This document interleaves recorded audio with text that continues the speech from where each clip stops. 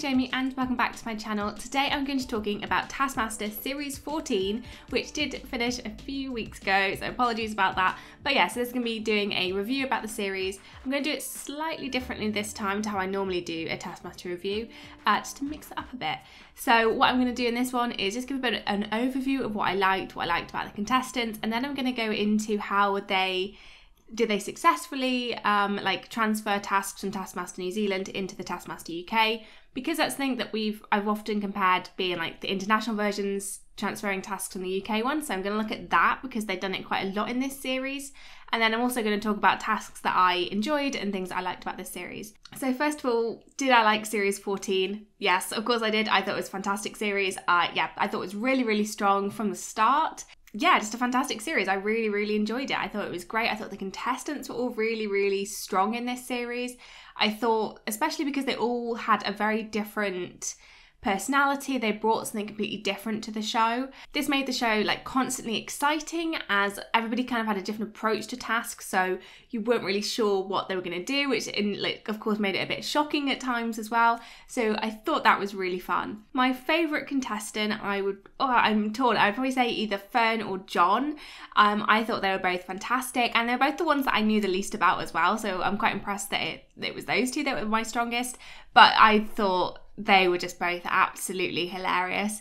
Yeah, just fantastic. And I should say, if you haven't seen Series 14, then don't watch this video. If you haven't finished it, don't watch this video, because I'm going to talk about the winner. So yeah, don't watch it if you haven't seen the winner, because I don't want to spoil that for you. But yeah, those two are very, very strong. I thought Munya was brilliant. I thought he was perhaps a little bit underrated in a lot of the tasks. I thought he could have scored a lot higher in certain ones.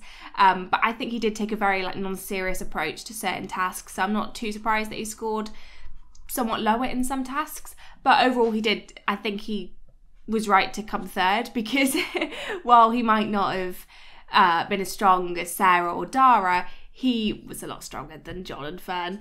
But yeah, I thought Munya was fantastic. He had that really nice charm to him. He's very funny. He came up with a lot of funny jokes in the studio. I thought he was great. I thought Dara and Sarah were a great competitive too, at the front. I thought they were both very, very strong. I was torn about who I wanted to win. I knew it would be one of those, obviously. But as much as I would have loved Sarah, because then we would have been close to an all-women champion of the champions, which would have been quite cool. But I think Dara did deserve to win. I thought he was very consistent over the series. He obviously had some drops, but I generally did think it would be Sarah. Yeah, I was very torn about who I actually wanted to win. Both would be great in Champion of the Champions. But yeah, Dara's going to be fantastic. I thought, as I said, he was very strong throughout the whole series. And it was very funny when he wasn't strong. He had a bit of a mixed approach in some things. But yeah, just consistently high scoring. Yeah, fantastic. I think it's the highest scoring contestant ever now, which is quite impressive. Especially because with Dara, because he is quite smart, I thought maybe at first he might go down the Victoria Corin Mitchell route, where someone is just insanely intelligent, but it doesn't necessarily transfer to Taskmaster. But yeah, no, he was fantastic. I thought the pairings of the teams were absolutely perfect.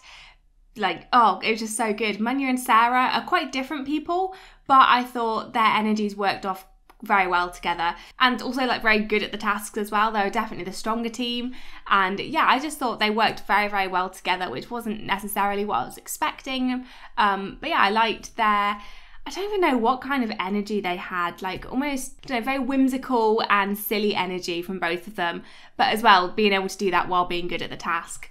Whereas the other three, it was just pure chaos, and I loved that. I thought it was amazing to watch, so funny, especially with the saboteur task, which I'm going to talk about later. But I thought all the angry, competitive nature of their team was very, very funny, especially contrasted with the chiller Munya and Sarah. It was just hilarious. I thought the dynamics worked great. And I liked how they were all sat next to each other in the studio as well, and the energy was brought into the studio tasks as well, at the end. Very, very funny, especially the one where they had to act out the animals.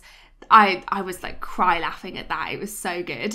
So let's get into the New Zealand tasks that they have copied. I'm using copied very loosely. I'm not saying that they're like being bad by copying the tasks, but like the tasks that have been used from the New Zealand series in this series. So there are 3 main ones. I think there have been little bits of ones, like parts of tasks that have been copied before in previous series, but 3 main ones in this series. And I think it's interesting because I wasn't expecting any like copies of tasks, because as far as I'm aware and what I've been told, in the New Zealand series they have it written kind of like in the like rules of the show creation that they can't like copy tasks, that they have to come up with the original ones. I don't know how true that is, but that's what I've been told, that's what I've heard. And I kind of thought that would go both ways, but since Alex is the creator of Taskmaster, I think it's fair game that he can copy tasks from other series. But yeah, so the 3 tasks that they copied were the grape escape, so the caravan, escape the caravan, eat the grape task, the milk and the microwaves task, and then the saboteur task. So the first one I'm going to talk about is the milk and the microwave task. So this was copied from Taskmaster New Zealand Series 2 Episode 10. These are all from Taskmaster New Zealand Series 2. And this task from the New Zealand version was: lift 2 milk bottles and hold them directly above the microwave. Longest time wins. Your time started when you entered the room, and your time stops when you lower the bottles or they touch the microwave, and you must lift them now. And it was done very differently. There was no time limit on the New Zealand one, which I'll read the UK one now. And that was: within 30 seconds of opening the task, you must pick up both milk bottles and hold them above the microwave. The clock stops when a milk bottle hand or arm touches the microwave and is no longer directly above the microwave. Lowest number on the clock wins. If it hits 0, you're disqualified. Now, I completely understand why they kind of put a time limit on, because even though none of them really did go that long in the task, in the New Zealand one, David Kraos went for hours, like an hour and a half, maybe 2 hours. So I can understand why they wouldn't want somebody to go for ages. And the added pressure of the clock ticking down when they're sitting there thinking about whether or not they should open the task, I think does make it makes it more an effective task, because they're there thinking, oh, do I open it now, do I not? Because they're either going to be successful in opening the task in the fact that, you know, they get to see it first, and maybe it's like make a meal using the microwave or something like that, and they've got 30 minutes to make it instead of 2 minutes. So I get why that image of the timer like clocking down, why that would kind of like mess with their heads a bit. But I just feel like the humour was unmatched in the New Zealand one. I just thought it was very funny. I think Paul played it very well. I think he played it up a bit more than Alex did. Paul, I think, definitely, you know, really pressured them. Like, no, I wouldn't open it. I really wouldn't open it. And I thought that was great. But I think for me, David Kraos having a cup of tea with Paul and having some food was just hilarious. And I'd have loved to see how long some of them would have gone. If there wasn't that clock ticking down. But as I said, I do understand why, and I think it made it quite effective. And I was surprisingly impressed by how long some of them could hold up the milk bottles. They did give them heavier milk bottles as well, because I'm pretty sure those are like the 6-pint bottles, where in like the New Zealand one it was like the 4-pint bottles, I think. Maybe they were big, maybe they were the same size, but I definitely thought they looked bigger. But yeah, overall I thought it was a very good task to transfer over. And the thing I loved about the UK one was that we saw like, yeah, Sarah Millican tipping them all out, which then led to loads of funny moments in the show where there's like the room just stank horribly. So that was very funny. And yeah, I think it was a very successful transferring of the tasks, keeping the same element there, but just changing a few little details. Yeah, I thought it was great. The next one is the grape escape, or the escape room. They call it different things. I really like the grape escape. And yeah, this one, pretty much exactly the same. Eat the grape. You must not damage the caravan. I don't know if they put a time limit on, I can't remember. But for this one, I think this was a less successful transfer for me personally. So actually, before I should probably say, I'm going to have a bit of a bias here, because I did watch the New Zealand one first. So I can understand if people watch the UK one and then watch the New Zealand one. I had a very, very high kind of expectation for this task when I saw it in the like trailer. I do have a very high expectation, and I think I would have absolutely loved it. Like, I probably loved it even more if I'd watched it without watching the New Zealand one. But that's not to say I didn't enjoy it. I thought it was a fantastic task. I thought everybody was very funny. But I just think they added a bit too many rules to it. I thought, or not rules, but like twists and turns and little tricks in there. Whereas I think the simplicity of the New Zealand one, which is you just did an escape room essentially and you had to get out and eat the grape.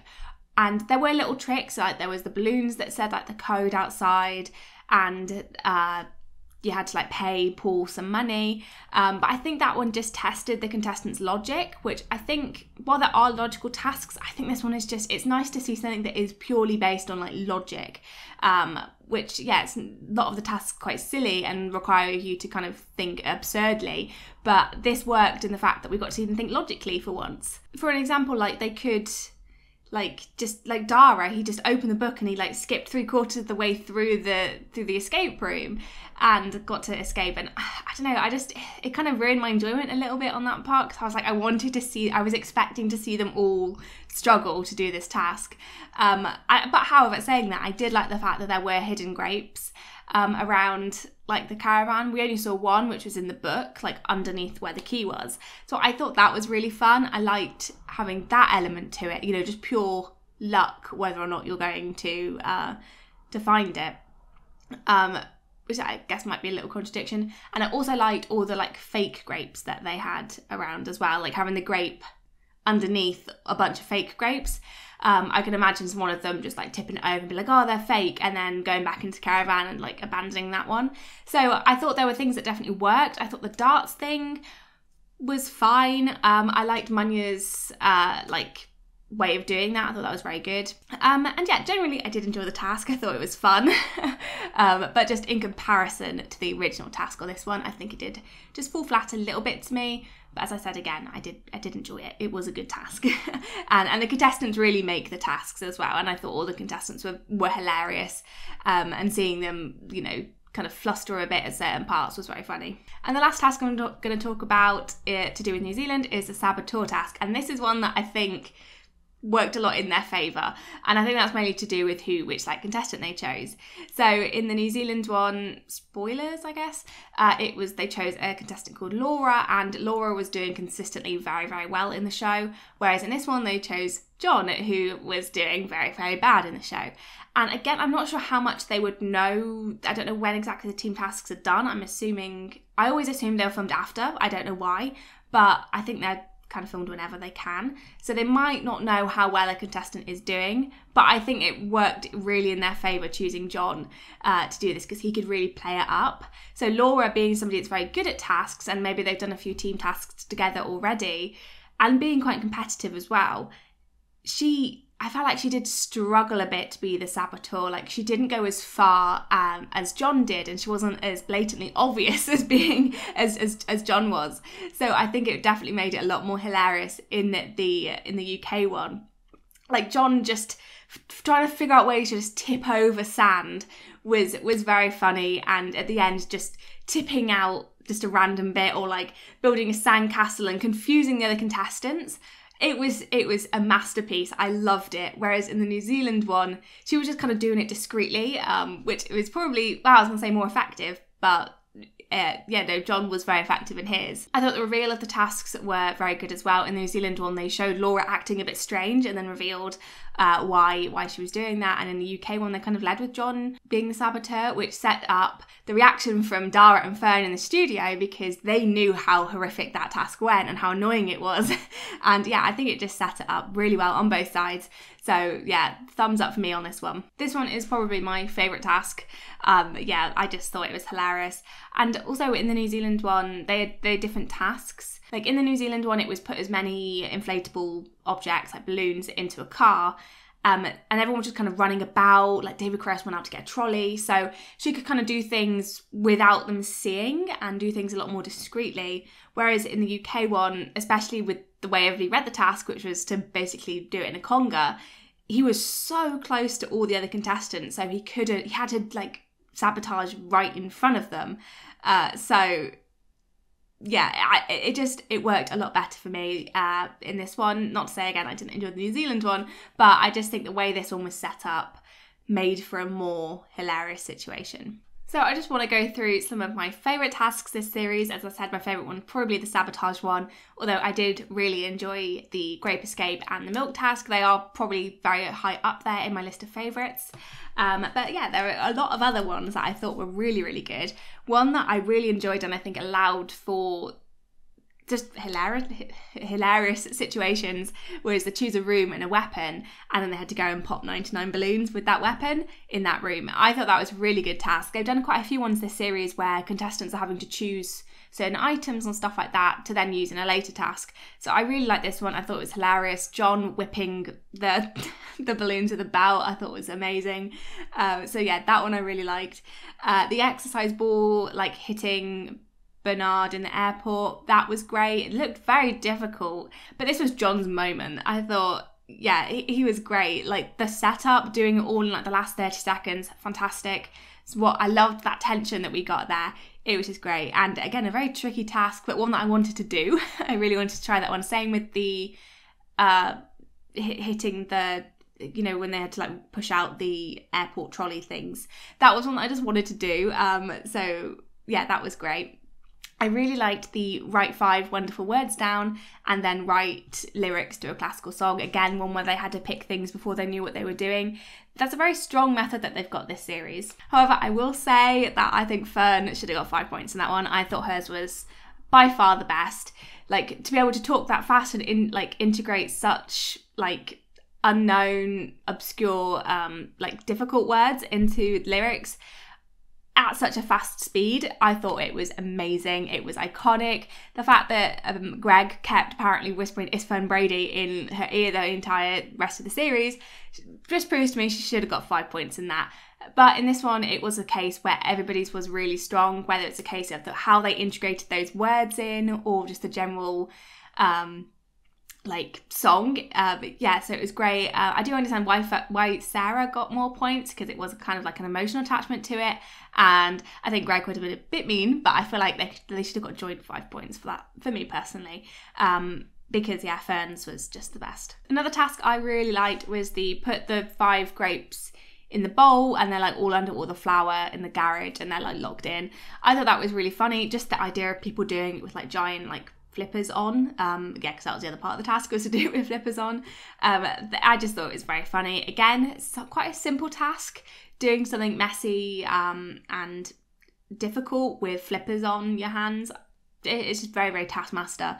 And then the fact that there are loads of grapes hidden around the garage was very funny, especially when Dara was going looking for them but didn't see them. Oh, another thing that I realised, this wasn't a task, but the fact that Sarah always checked under the table in the study to see whether there was a task there. And then the one time there was a task there, it was just Alex saying hi to Sarah. I thought that was just amazing. The build up to it was fantastic. Seeing her always check it every episode, yeah, it was just great.